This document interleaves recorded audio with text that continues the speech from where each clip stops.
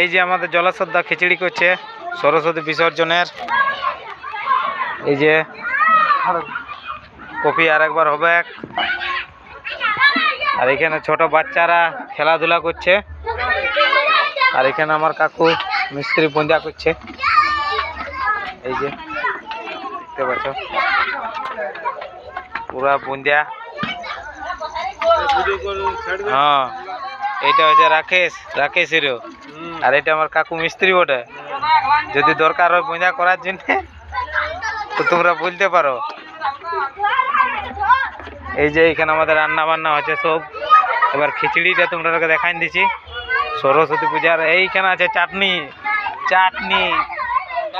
আর এই যে মিস্ত্রি, কারো যদি দরকার হয় তো বলবে।